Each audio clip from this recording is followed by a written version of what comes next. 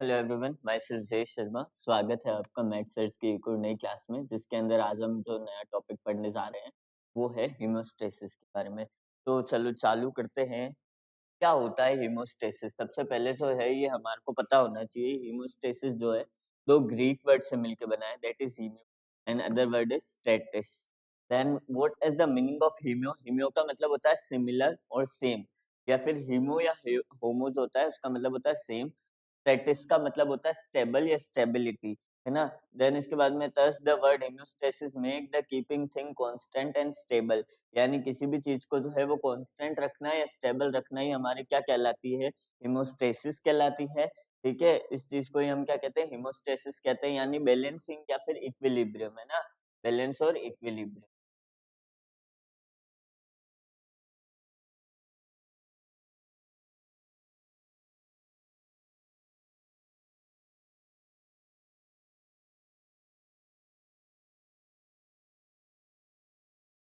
Balance या फिर in equilibrium जो है आपको मेंटेन करना होता है, उस चीज को हम कहते हैं हेमोस्टेसिस। किस किस वर्ड से मिलकर बना हुआ होता है? That is two Greek word से डिराइव्ड होता है, जो कि क्या क्या होता है हमारे। सबसे पहला जो होता है वो होता है हमारे हेमोस। देन दूसरा जो आता है वो आता है हमारे स्टेटिस। ठीक है। देन उसके बाद में हम बात करते हैं किसकी? बैलेंस होता है और इक्विलिब्रियम उसका मेंटेन रहता है। देन हम बात करते हैं डेफिनेशन की। तो क्या होती है? Homeostasis refer to any procedure और process, sorry not procedure, process that human body use to actively maintain fairly stable condition necessary for the survival। Survival के लिए जो है कंडीशन को जो फेयरली मेंटेन करना, उस चीज को ही हम क्या कहते हैं? हेमोस्टेसिस। हेमोस्टेसिस में मतलब बॉडी की जो कंडीशन है उसको स्टेबल रखना। Stable stable the condition of internal condition of body, है ना, फॉर सर्वाइवल। एक दूसरी डेफिनेशन अगर हम शॉर्ट में देखें तो क्या होगा?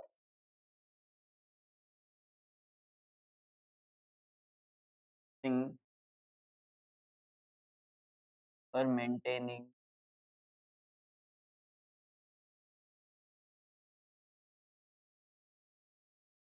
Bodies condition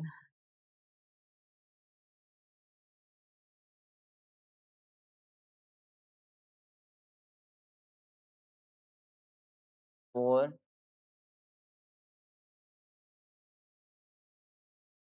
survival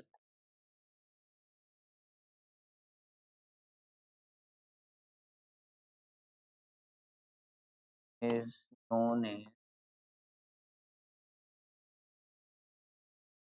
known as hemostasis,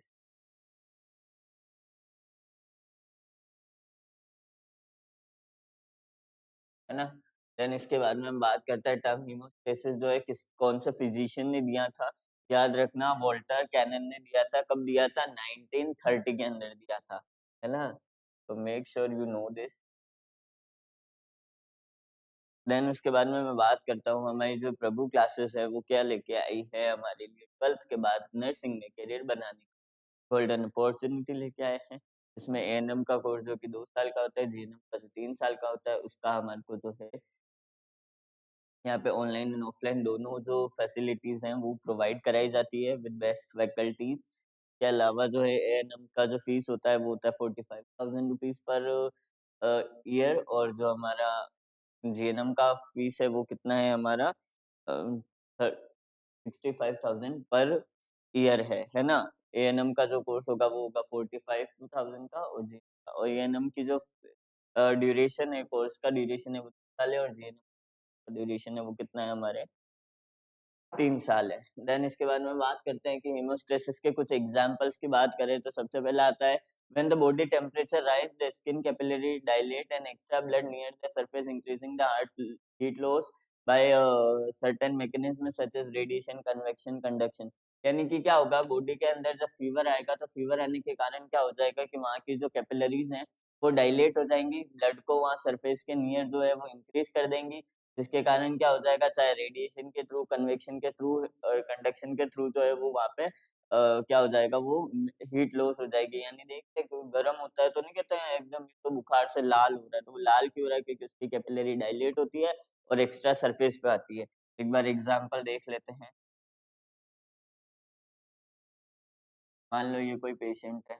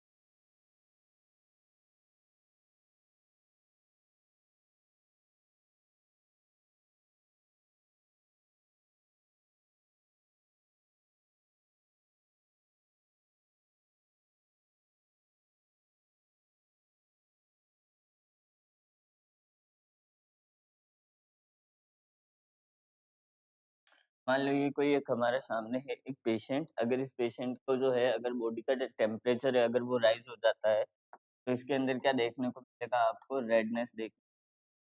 और सपोज उसका जो है आपको ये तो थोड़ा ब्लड टाइप लग रहा है, ब्लड नहीं है, कि जो बॉडी है उस पर आपको रेडनेस देखने को। और रेडनेस के कारण जो है वो क्या हो जाएगा, पेशेंट है हीट लॉस जल्दी कर पाएगा। किस किस मेथड के थ्रू जो है वो हीट लॉस करता है, बाय कंडक्शन,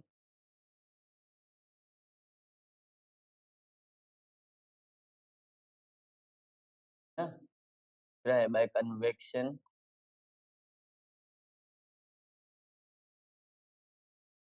तीसरा जो है कौन सा, बाय रेडिएशन।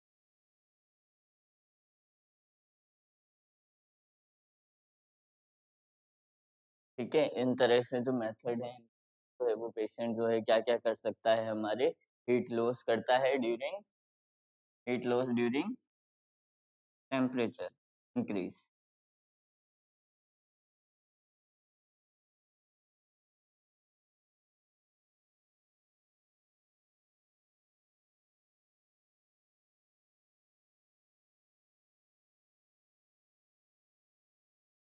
इंक्रीजेस, है ना।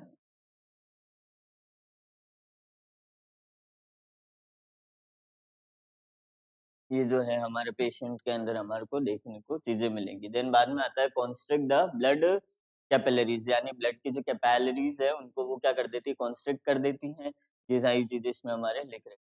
देन उसके स्किन की जो कैपिलरीज है उसको डायलेट कर देती, not constrict, sorry sorry sorry, ये हमने नीचे वाला पढ़ लिया था, डायलेट कर देती। देन उसके बाद में हम बात करते हैं किसकी, हमारी जो along the radiation, along with the radiation, radiation के साथ साथ में क्या होता है, हम अलोंग विद दिस प्रोसेस, इस प्रोसेस के साथ में क्या देखने को वहां पे हमारे को मिलेगा कि during the condition the sweat gland stimulate and secrete the sweat. हाँ, ये चीज भी बहुत अच्छे से याद रखना। इवापोरेशन कैसे होगा, जब इस पेशेंट को अगर हम कहेंगे कि भाई देखो सर्दी लग रही तो ओढ़ के सो जा, क्यों कहते हैं उसको ओढ़ के सो जा, तो उसकी वजह से क्या होगा, उसके अंदर से जो है हीट लॉस होगी, तो उसकी जो स्वेट ग्लैंड्स है वो बहुत सारा स्वेट प्रोड्यूस करेंगी, और वो स्वेट जो है वो क्या करेगा, हमारी बॉडी को अंदर की जो हीट है उसको बाहर निकालने में काम करेगा, है ना। वही चीज है जैसे अभी हम दौड़ते हैं तो दौड़ते हैं तो एकदम से पसीने पसीने हो जाते हैं, तो वो क्यों पसीना होता है, क्योंकि बॉडी की जो हीट है उसको पसीने के थ्रू वो बाहर गर्माहट जो है उसको बाहर निकाल रही है। ठीक है, ये चीज ध्यान रखना चाहिए। उसके बाद में हम बात करते हैं इवापोरेशन हो गया। उसके बाद में हम दूसरा बात करते हैं, अगर है ना बॉडी टेम्परेचर है वो नॉर्मल से कम है, तो उस समय जो कॉन्स्ट्रिक्ट हो जाएंगी हमारी ब्लड कैपिलरीज, और स्वेट ग्लैंड जो है वो भी लेस एक्टिव हो जाएंगी। ठीक है, ये सही चीज है। ये कब? कोल्ड के समय, और ये जो होगा वो फीवर के समय, है ना। देन उसके बाद में हम बात करते हैं, किडनी का भी एक बहुत इंपॉर्टेंट रोल जो है वो प्ले करता है हीमोस्टेसिस में। इसके अंदर क्या होता है, वो क्या करता है, किडनी के तो तीन फंक्शन जो बहुत इंपॉर्टेंट है। एक तो एक्सक्रीशन का होता ही होता है, दूसरा होता है इसका जो ब्लड जो प्रेशर है उसको मेंटेन करने का काम भी ये करता है। तीसरा जो ये चीज है वो ब्लड के फिल्ट्रेशन का काम करने में बहुत ज्यादा हेल्प करता है ना। Maintain normal this is by excretion.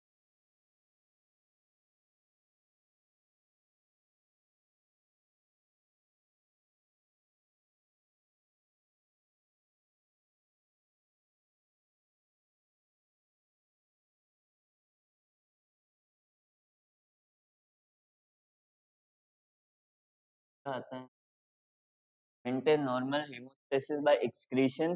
दूसरा जो आता है वो आता है हमारे, क्या आता है, maintain blood pressure.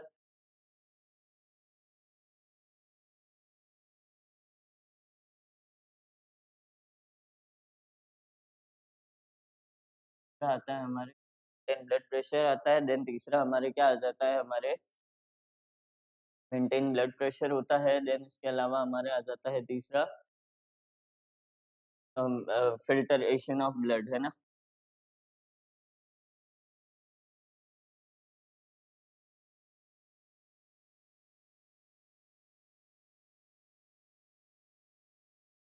Creation of blood, इन तीन चीजों में हमारे ये काम में आता है। देन इसके बाद में आता है when the level of hormone secreted by the endosterone, sorry endocrinal gland decreases.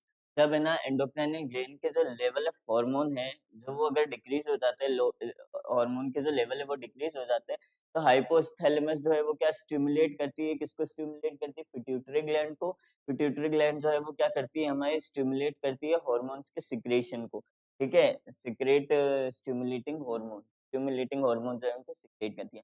Then इसके बाद में बात करते हैं हम हीमोस्टेटिक कंट्रोल मैकेनिज्म में क्या क्या होता है। If the human being hemostasis is maintained by the control system, this control system responsible for detecting and responding the changes in the internal environment। ठीक है, इसके अंदर क्या हो जाता है, if the human being hemostasis is maintained by control system, control जो system है उसके बाद थ्रू अगर हीमोस्टेसिस जो है वो मेंटेन रहता है, तो this control are responsible for detecting, जो कि क्या डिटेक्ट करने में काम में आता है, हमारे चेंजेस, इंटरनल जो एनवायरनमेंट है उसको चेंज करने, चेंजेस के अंदर डिटेक्ट करने में काम में आता है। जिसके अंदर हमारे जो कंट्रोल मैकेनिज्म होते हैं उसके बेसिकली तीन कंपोनेंट होते हैं जो हमारे को याद रखने हैं, है ना। पहला है डिटेक्टर, दूसरा है कंट्रोल सेंटर, और तीसरा है इफेक्टर, है ना। यानी कि डिटेक्ट करेगा उसको, फिर बाद में कंट्रोल करने का काम करेगा, किस प्रकार से बढ़ा है तो कम करेगा, कम है तो बढ़ाएगा, और लास्ट में इफेक्ट दिखाएगा, है ना। सबसे पहले हम बात करते हैं किसकी, फॉलोइंग एग्जांपल्स के थ्रू हम जो है सबसे पहले हम जो है इसको बात करते हैं, क्या बात करते हैं हम, कैसे इसके मैकेनिज्म के थ्रू हम इसको कंट्रोल करते हैं। तो सबसे पहले आता है when the body temperature rises, temperature sensitivity nerve ending stimulates. यानी कि जब बॉडी का टेम्परेचर है वो बढ़ता है, तो बॉडी की जो सेंसेशन है टेम्परेचर को, नर्व जो टेम्परेचर के सेंसेशन को आइडेंटिफाई करती है, वो क्या होती है, वो स्टिमुलेट होती है this nerve and send the information regarding this changes. और ये जो नर्व्स होती है वो क्या हो जाती है, एंड हो जाती है, और क्या करती है, रिगार्डिंग जो चेंजेस आते हैं उनके थ्रू जो है वो क्या कर देती है, स्टिमुलेट कर देती है, और इसके अलावा वो हाइपोथैलेमस के पास में ये इंफॉर्मेशन पहुंचा देती है।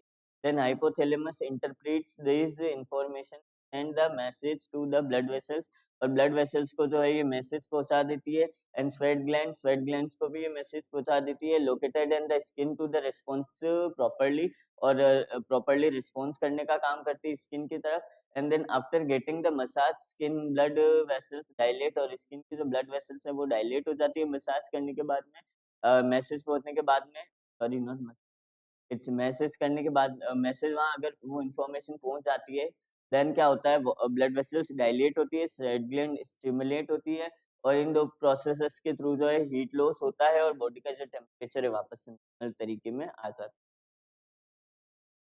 देन मैं बात करूँ ऑनलाइन क्लासेस की, हमारे जो जीएनएम और एएनएम का बैच है वो ऑनलाइन क्लासेस हमारे लिए क्या है, जिसमें हमारे जीएनएम का है 267 rupees per annum per month, और हमारे जो एएनएम का है वो कितना है हमारे 215 रुपए per annum per year month जो है इसका सब्सक्रिप्शन है। आप अपनी ऑनलाइन क्लासेस इसके थ्रू कर सकते हैं, रैपिड रिवीजन कर सकते हैं, कोर्स को दूसरों से जल्दी पहले कंप्लीट कर सकते हैं, है ना?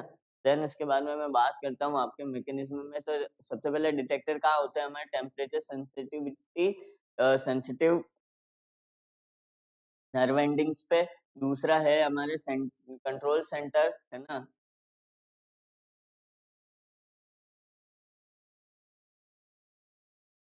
तीसरा है जो कि क्या है, हमारे कंट्रोल सेंटर कौन है, हाइपोथैलेमस है, और इफेक्टर कौन है, blood vessels of skin and sweat gland, है ना? आई होप आपको ये छोटी सी क्लास समझ में आई होगी।